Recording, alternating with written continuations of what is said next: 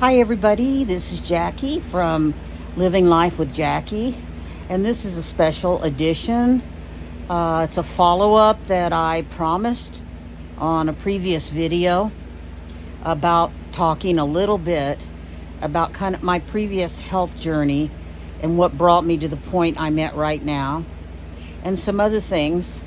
First of all, I want to comment that I kept saying in my previous video, and for some reason I had it implanted in my head, the word Manjaro. I'm not on Manjaro.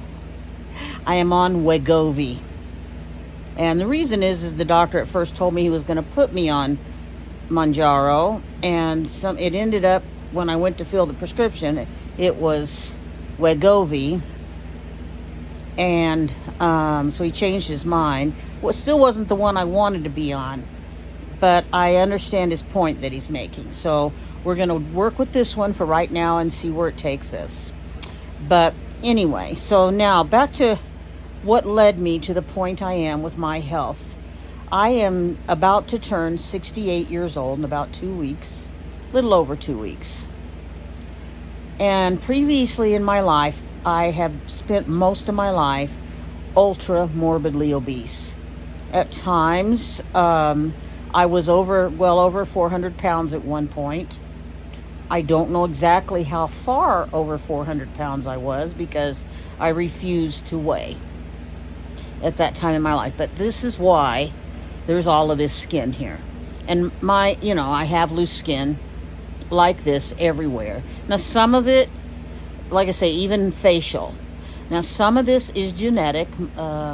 There's a lot of similarities in the way my wrinkles are appearing along with my mom's wrinkles. But my mom had also been morbidly obese and lost weight, gained weight, lost weight, gained weight. Very similar to me. So I just think there's something, it's hard to say if I would have been quite this wrinkled without all of that. So all you young people out there that spend a lot of money on face creams, one of the big things to do is just to drink lots of water and keep your diet very healthy. And don't get overweight. And don't do the yo-yo dieting. And don't get morbidly obese and then because when you lose weight, especially if you lose it after a certain part in your life, or if you're losing large amounts like I did, guess what's going to happen? Empty space. And that's what this is, empty space. And I've thought about going and having surgery on this, but it's very cost prohibitive and it's nothing that I can afford. I would love to do it. One, I would like to look better in my clothes. There's a comfort issue with having this much loose skin. And I wouldn't mind if I didn't have all this hanging from my face. And I just it's not that I care about my age. I really don't mind my age so much. But I would like to look more revived and more the age that I feel. I don't feel like I'm about to turn 68 years old. Although I have the past few months, I felt pretty lousy. But physical therapy has been kind of helping me with that. And so I haven't done the best in the world on the physical therapy, but it has still given me help. Now, so my history, I was severely overweight. And it kind of started slowly as though I was a young girl and gradually worked its way up. And about the time I was in high school, I don't know what was going on with me emotionally. I remember I was so ashamed of my appearance, and it wasn't that bad, that I can remember walking around wearing this old fur coat all the time, covering myself up wherever I could think of to do it. And I don't know if my peers at school realized that I was very ashamed of my appearance. Some of it had to do with my clothing. And some of that was not good. It wasn't my fault, but I'm just going to leave it at that. It was a belief that my mom had, but I think if I had just said something to her, we probably would have passed that and I would have gotten something different to wear. The other thing is I was terrible at picking out clothes when I did get to go. Even when it was with my own money, I just have no fashion sense. Now, my sister, on the other hand, has great fashion sense. She always looks nice. And she's one of the prettiest women that I've known in my life. And I don't know if she knows that or not, but to me she is. And so I never felt that way at all. So I was very, very self-critical. And I truly believe some of that is part of why I gained all my weight. Not all of it. I think it became habits after that. And I was pretty active. Now, it's not that I went to the gym and worked out, but if all my friends said that they were going to go do this or that, I went with them. I can remember being well over 300 pounds and in Alaska working as a nurse and going and hiking around the base of Mount Denali. So, no, we didn't climb Mount Denali. None of us were into that, but we liked to hike, and you had to go at certain pathways in that national park. They don't let you just kind of roam the park.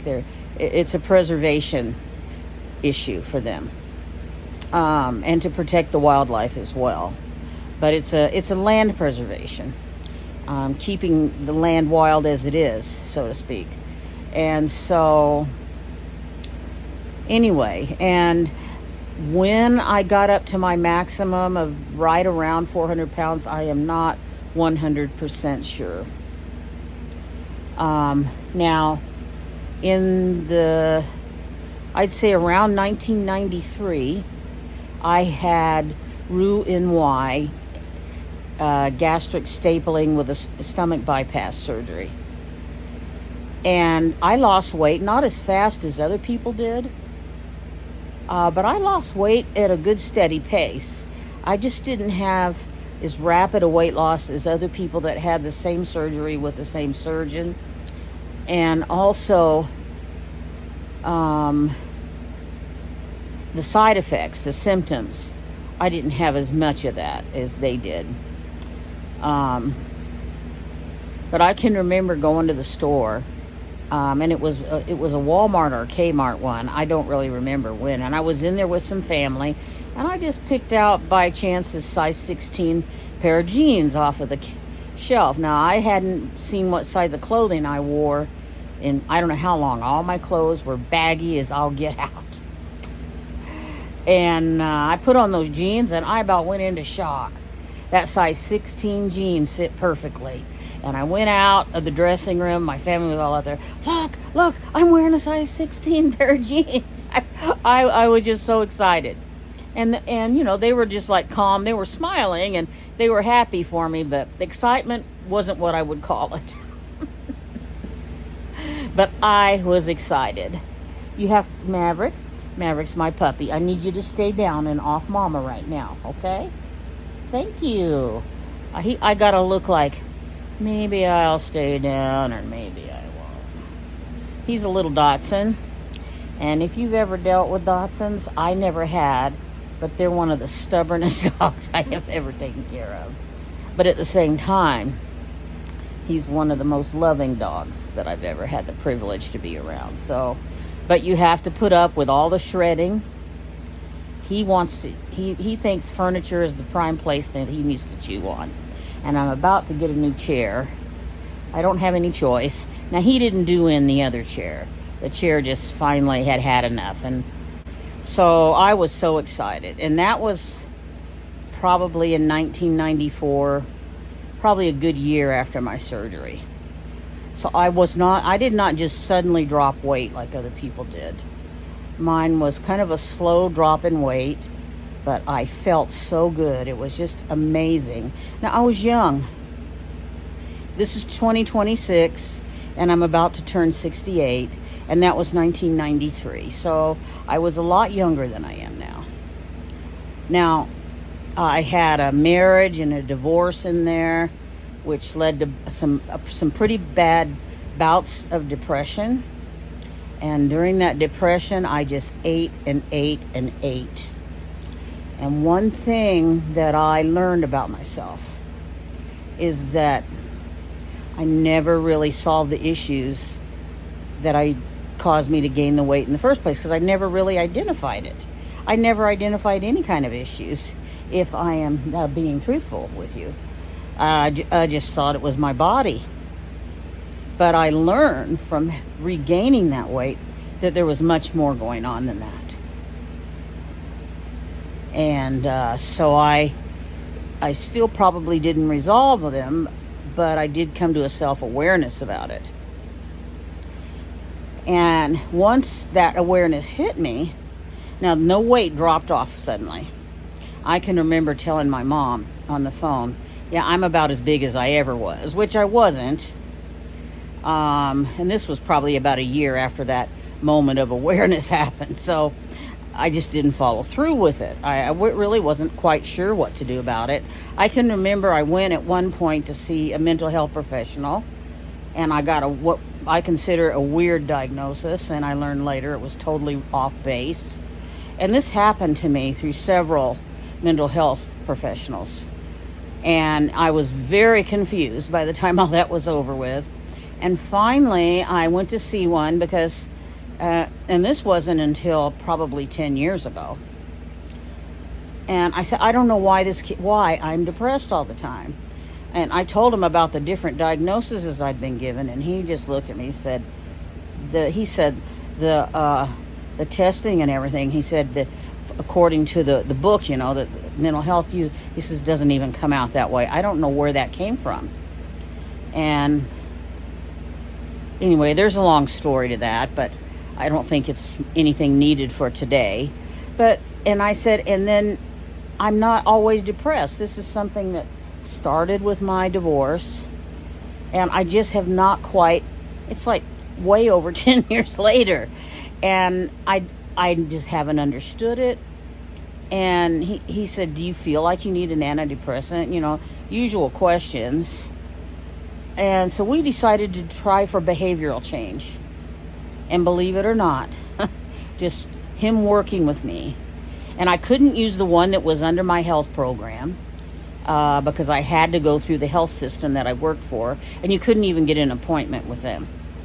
And they're the ones that had me on this medicine that I couldn't even stay awake through my job to do my job. I mean, it was. And so we decided to try behavior modification techniques, and which resulted in my needing to go see him more frequently. But at the time, I was earning a pretty good salary, and I think it was one of the better investments I ever made of myself. Did I lose weight real rapidly? No, I didn't. Matter of fact, at first I didn't lose any weight at all. But what started to change was me inside, and my heart, and my way of looking out at life. And it started changing. And I started realizing I'm single. I can live my life the way that I see is right. It's between myself and God. It's not really between anybody else. That's the only ones involved in it. And I have to be able to pay my own way in the world. And that's how I looked at it. And suddenly I was taking better care of myself. I always had my hair done. I was wearing my makeup to work every day. I had my manis and petties as my budget allowed. You know, I was trying to keep my wardrobe maintained. And this went on for a while until I retired. And I was still gradually losing weight. But it was like when I retired, I lost another big chunk of my identity, which was working as a critical care nurse. Now that started changing a few years before I retired, in that I had some injuries, some things that were making doing bedside care difficult. And they were injuries as a result of bedside care. And that's another long story. I had a confused patient assault me, and it kind of left me with something I would call a touch of PTSD, but not really. It was, maybe it was. I don't know. I didn't go back and see the doctor about it. But I can tell you, I started getting back into my slump.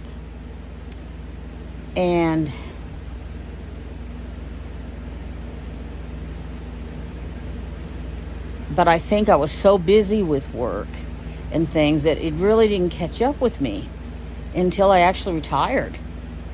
And my retirement, I was so glad to have it happen. I really had all these ideas about things I wanted to do. And they all involved being physical.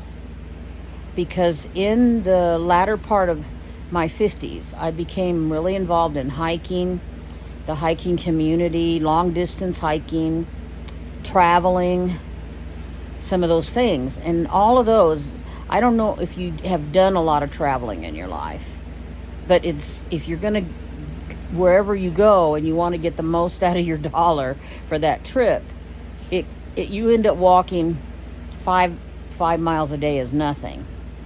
Now I had walked many more miles than 5 miles, but when you are touring and walking in the heat, sometimes weather conditions, and up and down, like in Japan, up and down these very steep temple steps all day long.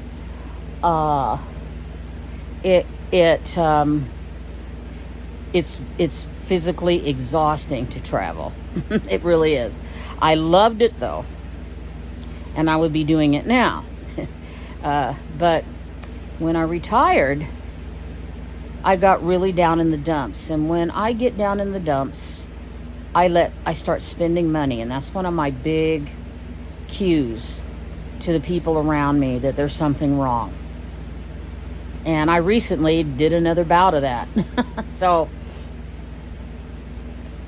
And it's not that there's anything wrong right now. I actually had let my clothes basically all go bad.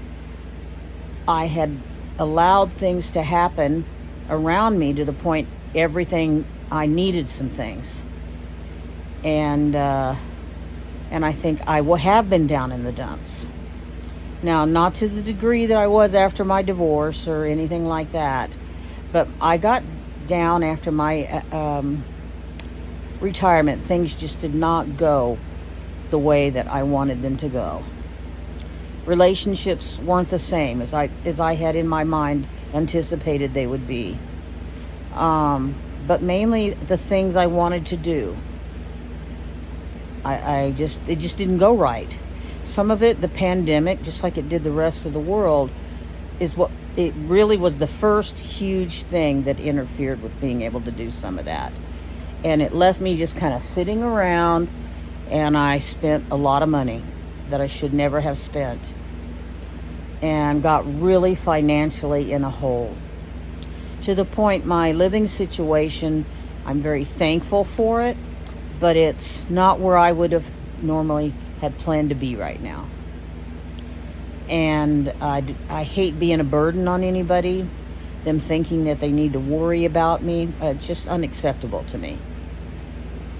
So now, and I ultimately ended up, because of my own behavior, having to file bankruptcy, so basically lost everything.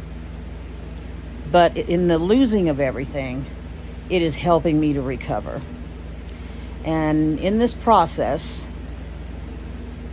I had some physical things that happened during this time as well. Several surgeries. I had a case of really bad flu in November of 2023, just after I'd gotten home from a hiking trip to Spain. where I came home early because I had injuries. And not that long after I got back here, I had a really bad flu. Not the big C, not the pandemic flu, but I had damage from that pandemic virus that I didn't totally realize. I knew I had a chronic cough, but I didn't totally understand that I had, or maybe I didn't want to understand. I don't know. But to me, it was just I was left with a chronic cough. I didn't have any trouble breathing. After all, I went and climbed the Pyrenees. Come to find out that whole time I was anemic, everything else, and I had no shortness of breath. So, I mean, if my lungs had been bothering me at that time, I would have had shortness of breath with that situation I was in. Climbing up that high, up those mountains, with being as anemic as I was, I didn't know it at the time. I could have gotten in trouble, but I didn't, other than just a lot of fatigue at the end of the day. And but what happened after I had this bad flu was I definitely had damage that progressed with that flu. So that chronic cough kind of progressed into something else, and it just felt like for months this respiratory stuff would not go away. Month after month after month. Like into the next year, into the next spring, that kind of thing. And talking to one doctor just so, well, sometimes things like this happen. What is things like this? You know? And so finally he sent me over. They said I had COPD, which to me I felt put upon about with that diagnosis because I was not a smoker. Now, I've been around a lot of smoke my entire life. Heavy smokers. And nurses. My dad was at one point in his life was a heavy smoker. And nurses and respiratory therapists, believe it or not, during a great deal of my career were heavy smokers. Stressed out type people. And one of the ways that they took care of that was they smoked. And the nurses' lounge, way back when, I mean, I'm from the olden days, were heavily smoke-filled rooms. You could walk by the nurses' lounge and smoke would just waft out of there. And sometimes they were just patient rooms off of the, that they no longer used for patients, that they had turned into a nursing lounge. And so it'd be right there where the patient rooms were at, and here would be all this cigarette smoke coming out. And finally, laws were passed that prohibited that. And it actually started by hospitals participating, and I'm not going to get into this a lot, but let's just put it to say that there's not going to be a smoking nurses' lounge in a hospital anymore, which was a good thing for those of us that didn't smoke. But I probably inhaled during my life as much smoke as a smoker might have. Secondhand smoke. And I did experiment with it as a young person. Just didn't get much out of it, to be honest. So, probably I'd try it for a week, and then maybe 4 or 5 years later I tried it again. It was that kind of a thing. At one point I did try it thinking it would help me lose weight. It was kind of a fad. Still didn't even last me but a few days. That taste in my mouth, it just grossed me out. But anyway, when I did retire and I started doing some seasonal work in the national parks, I just really got back into my hiking.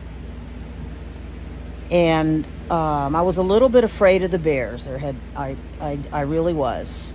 And so it was hard to get a hiking partner to go with you because they were all working. And so I would go to a trailhead and I'd wait for someone to show up and I would lag in behind them. But sometimes that didn't ever happen. So I would just sit there all day and I'd finally have a lunchtime picnic and probably go home. It was that kind of a thing. I was afraid enough of the bears that I didn't go out by myself. There were a few trails I would go out on by myself. that were right close to where I worked, and I probably shouldn't have even been doing that. You always take 3 people with you, a minimum of 3 people, when you're in bear country, especially grizzly country, and that's right where I was. But anyway, the bigger your group, the least likely you are to be bothered. Okay. But anyway, in that process, I wasn't eating the best in the world, but I was using up the calories between working in the nonprofit store, which is what I did, and I was part-time, but we worked pretty much full-time. We just weren't, we might be 2 or 3 hours short of full-time, so therefore no full-time bennies had to be given. But we were fine with that. We were all retirees for the most part, at least, people that I hung with. There were some younger people there too, that had, health insurance or whatever. Anyway, and I got my weight down pretty well. I don't know how low it got, because I didn't totally realize it was going down. And I went to Spain to hike the Camino de Santiago in 2023. And there's pictures of me. I'll include one here.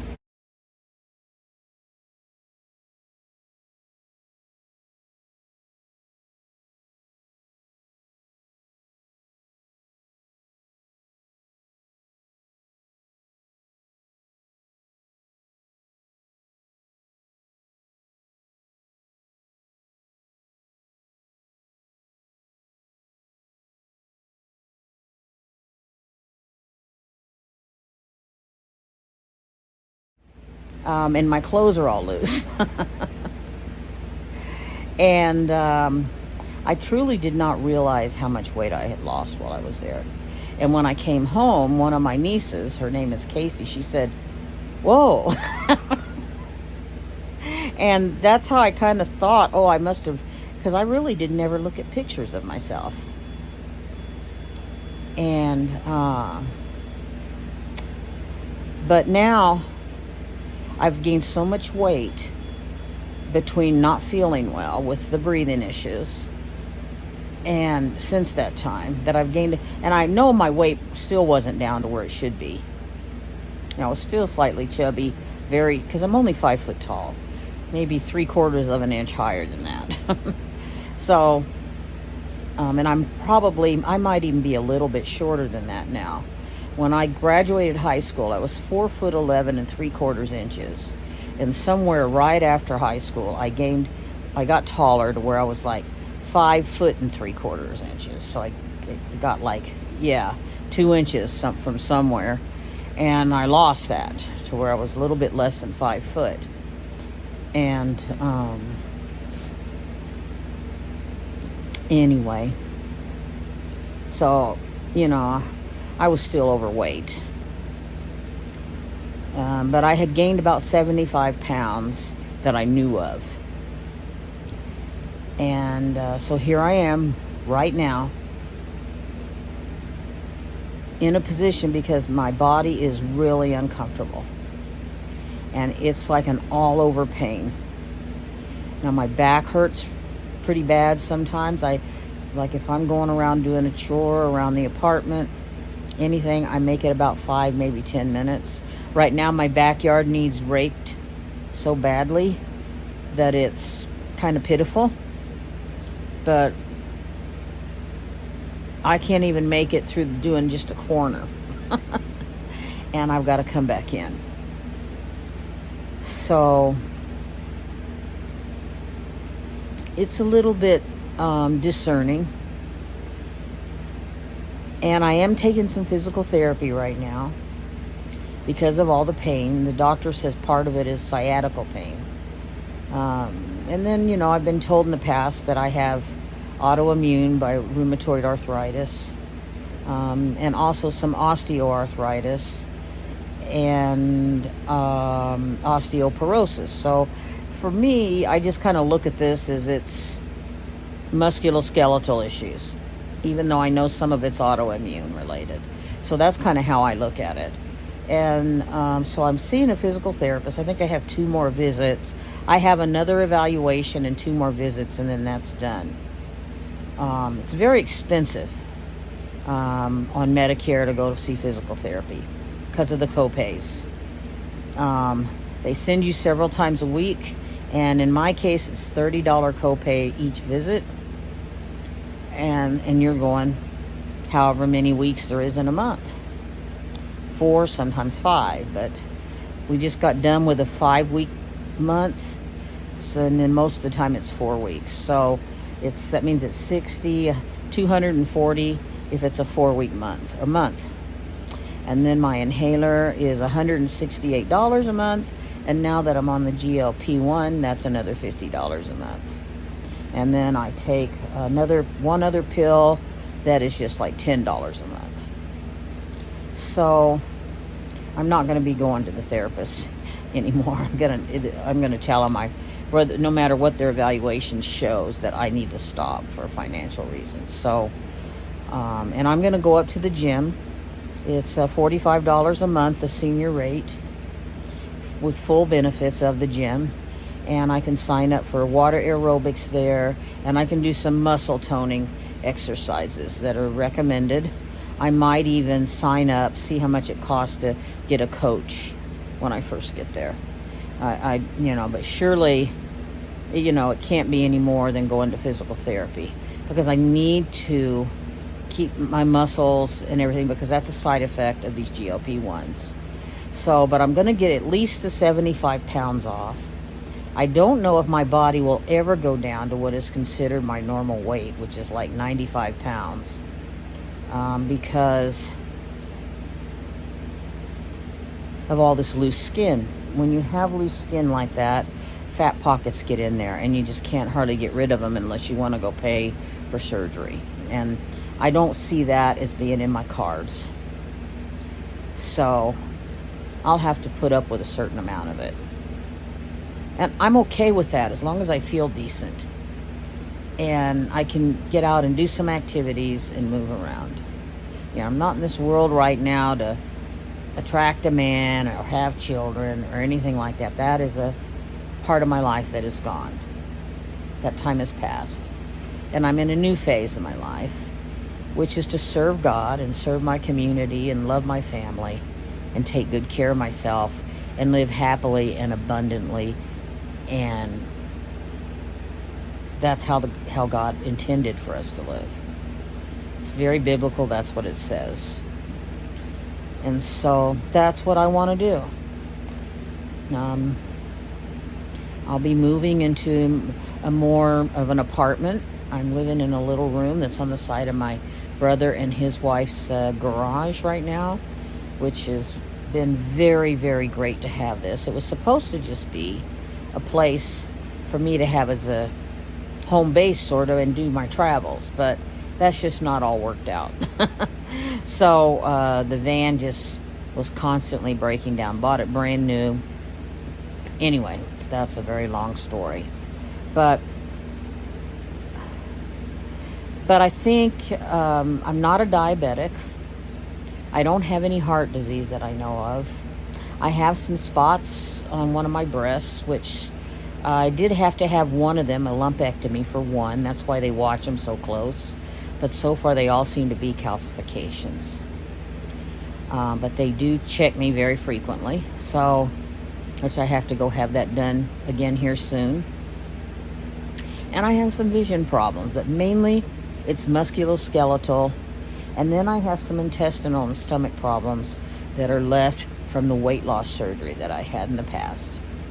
And then I've had several surgeries for hernia repairs and different things like that. And then a repair of the weight loss surgery, because there were some things that happened, some things that fell out or something, and I had to have some repairs done. And I've had to have my gallbladder removed. But there's nothing major going on with my health. I truly believe that if I get this weight under control and become active again, I may not be going to Spain and attempting a 500-mile hike again. But if I can go down here to Palo Duro Canyon and do an early morning hike, and go out here to there's some other hiking areas. There's some walking areas to just go walk. I can drive to places to go hike and take my dogs with me and even camp.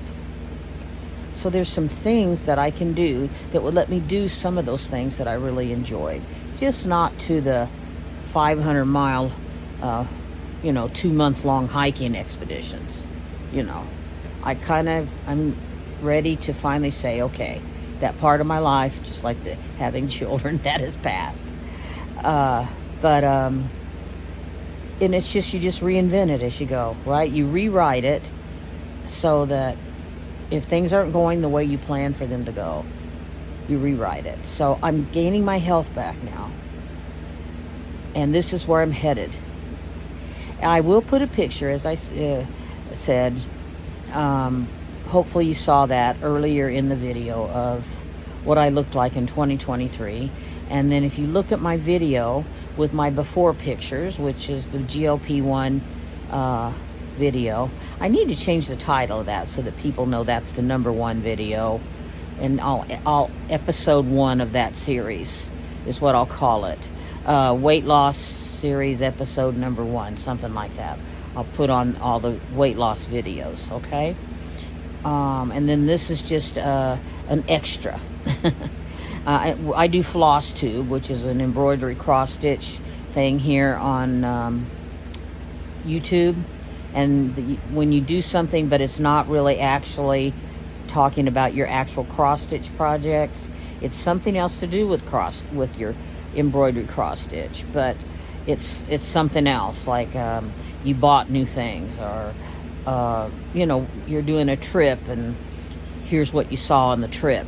Maybe you went to a museum and saw some beautiful antique pieces. So they call those floss tube extras. So these little forays where I kind of explain what's going on, I'll call extra. I'll call these weight loss series extras, okay? But it'll still be #2 in the series. This will be #2, and I will go back and label it #1. The other video #1, okay? So it'll help people to know where to start. And without further ado, remember, I will be having weigh-in Wednesdays every week. And I needed to correct. I don't know why I said I was on Wegovy. It was just stuck in my brain for some reason. I'm on Wegovy. There's so many of these drugs, let me tell you. But which is what the doctor ultimately ordered, was Wegovy. So we will be seeing you this Sunday. I'm going to do, which is just a couple of days from now, I'll be doing a menu plan for next week. I will have all of my macros on it. And I won't necessarily make you listen to the menu plan. I'll talk about it a little bit. You'll see what all groceries I'm pulling out of my freezer. I'm going to shop my pantry and my freezer and my refrigerator. Okay, I need to use some things up that probably wouldn't be on any weight loss diet still. So I need to do that. And mine's mainly about portion control anyway, and getting those proteins and those fibers in. It's not about eating certain things. But I will tell you that I'm already figuring out that in order to get that protein count up that high and keep my calories where the doctor wanted them, there's certain things that have to be eliminated. And these are probably the things that they're going to see if you followed the plan we gave you. Those things would be gone. So without further ado, I'll also include the supplements. I'm going to do a different video on the supplements that I'm taking. A lot of these are due to my weight loss surgery, and I'll be on them the rest of my life. And even to a protein shakes that I'm doing. I'm taking right now the ones that the surgeon that did my surgery wanted me to be on.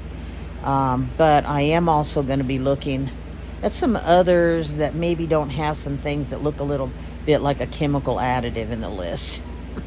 But I also want them to taste good.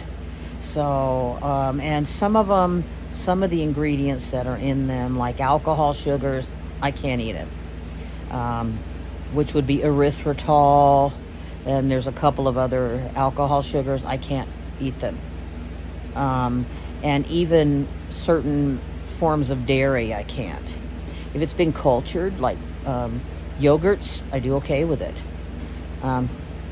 But don't give me milk.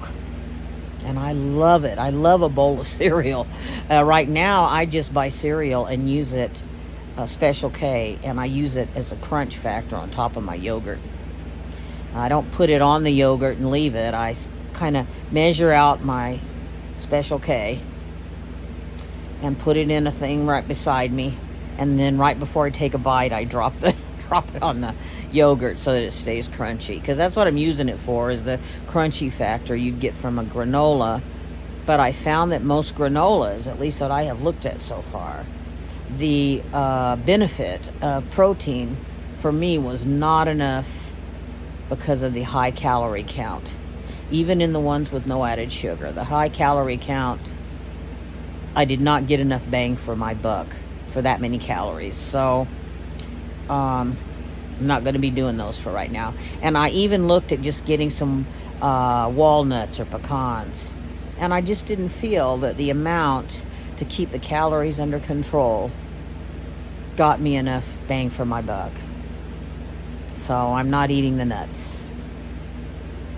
So anyway, so we will see you in a couple of days when I shop my pantry. And so you guys will see what all I'm using in my menu plan for that day, that week. And because I don't need to buy any groceries this time. So love you guys, and we will talk to you in a couple of days. Bye-bye.